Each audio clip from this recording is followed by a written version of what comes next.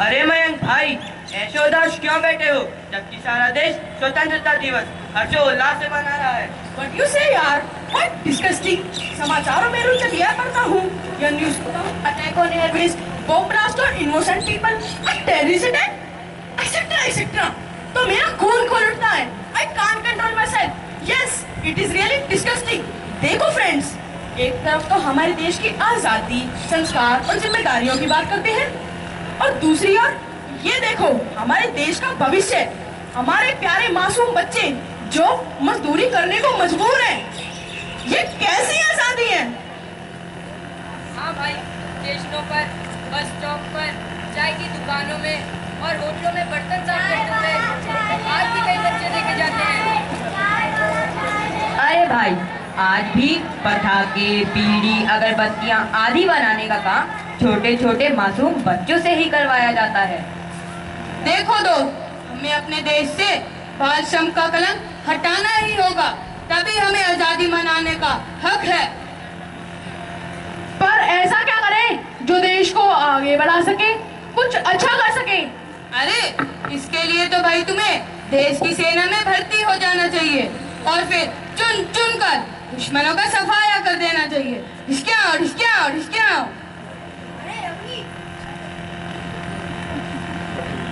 अरे अभी मैं तो ऐसे लोगों को जेल में कर दूंगा, फिर वो लोग चक्की पीसिंग पीसिंग एंड पीसिंग। Avni, I don't agree with you in this matter. क्यों? Why? इसलिए क्योंकि देशभक्ति दिखाने की नहीं बल्कि करने की चीज होती है। क्या देश में गलत काम करने वाले राजनेता या सैनिक नहीं होते? क्या वे देश के साथ गद्दारी नहीं करते? ऐसे कितने नाम मैं गिना सकता हूँ। चलो आज घूसखोरी की बात करते हैं।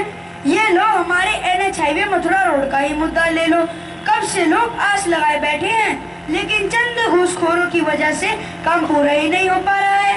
ये तो घूसखोरी का नमूना है। ऐसे और पता नहीं कितने काम रुके हुए हैं। जो जिद्दी लोग होते हैं, जो सीधी तरह से मानते नहीं, मैं उन्हें हंटर से beating beating and beating. That's the pity. यदि मीडिया द्वारा किसी की भी पोल पट्टी खोलने का प्रयास करें तो भी उनका मर्डर कर दिया जाता है या उनकी नौकरी पर बन जाती है। अरे भाई, सिर्फ यही नहीं, आज की राजनीति तो इतनी खराब हो गई है कि लोग सार्वजनिक संपत्ति की तोड़फोड़ करने में भी नहीं हिचकते।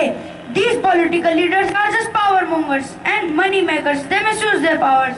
अरे भाई, आजकल के युवक तो विदेशों का गुणगान करते हैं।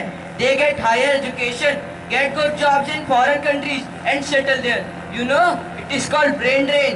हमें अपने ही देश में काम करके अपने देश को उन्नति के शिखर पर पहुंचाना चाहिए। अरे भाई, तुम ब्रेन ड्रेन की बात कर रहे हो?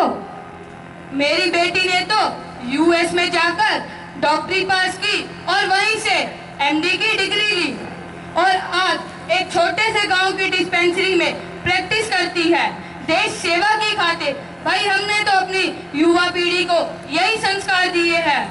अरे भाई, मैं तो गांव जमीन से जुड़ा हुआ आदमी हूँ, कभी आपसे बात करने का अवसर ही नहीं मिला।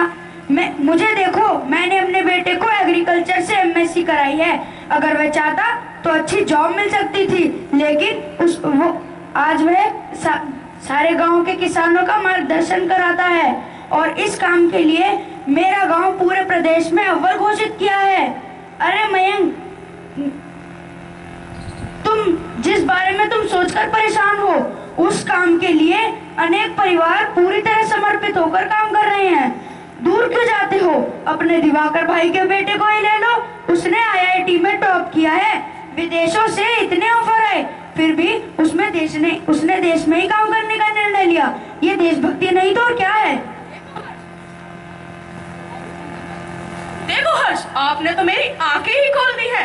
अब मेरा भी यही मानना है कि अगर हम चाहें तो आज की युवा पीढ़ी की भी सोच बदलकर उनको बुलंदियां छूने में अपना योगदान दे सकते हैं।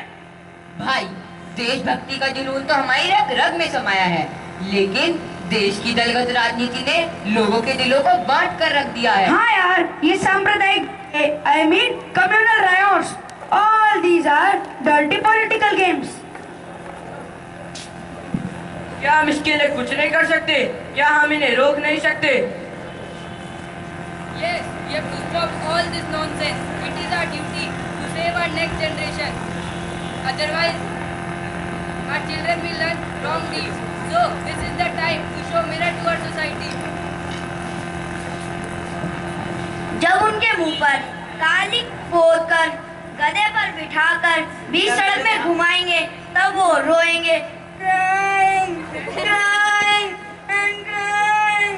फिर हम सब हंसेंगे, laughing, laughing and laughing. Yes, you are right, man. Then only our country will progress. हाँ भाई, बात तो वहीं आ जाती है। निजी स्वार्थ के कारण कुछ लोग देशभक्ति का ढोंग करते हैं। सही मायने में तो सच्चे देशभक्त वे हैं जो अपने अधिकारों को समझते हुए अपना कर्तव्य सही ढंग से निभाते हैं।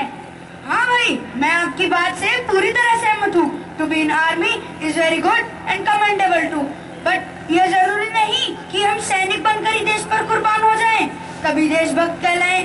देशभक्ति का जज्बा तो हम सब में है, पर जरूरत है उसे समझने की। Can you please make it more clear?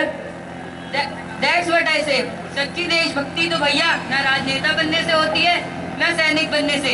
सच्ची देशभक्ति तो अपने देश के प्रति अपना कर्तव्य निभाने से होती है। जैसे सही समय पर टैक्स चुकाकर, गलत कामों का विरोध करके, जैसे मिलावट दूध में, सब्जियों में, दवाइयों में, राशन आदि में भी।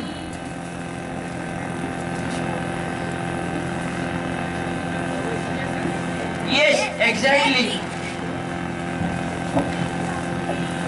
We got freedom 69 years back. Just remember those patriots like Bhagat Singh, Sukhdev, Rajguru, Jhansi ki Rani Lakshmibai, and so many. We should salute them because they were selfless. उनकी कुर्बानी को आज अगर हम अच्छी तरह समझते तो देश की तस्वीर कुछ और ही होती। It's okay मनोज, जब जागो तभी सवेरा। अब भी कुछ नहीं बिगड़ा। अगर हम ठान ले तो हर बुराई को जड़ से उखाड़ कर फेंक सकते हैं।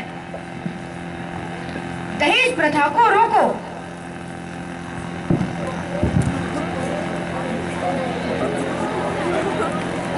क्योंकि आज भी दहेज के नाम पर कितनी बारातें वापस लौट जाती है। चाहकर भी हम इस बुराई को अपने देश से खत्म नहीं कर पा रहे हैं। आज हमें सबसे पहले अपने देश से इस बुराई को समाप्त करना होगा। देखना तब हमारा देश प्रगतिशील देश के रूप में दुनिया के नक्शे पे सबसे ऊपर चमकेगा, अपनी ईमानदारी, मेहनत व एकता से। जय हिंद, जय भारत, जय हिंद, जय भारत, जय हिंद, जय भारत, जय हिंद, जय भारत, जय भारत, जय हिंद, जय भारत, जय हिंद, जय भारत, जय हिंद, जय भारत, जय हिंद, जय भारत, जय हिंद, जय भारत, जय हिंद, जय भारत, जय हिंद, जय भारत, जय हिंद, जय भारत, जय हिंद, जय भारत, जय हिंद।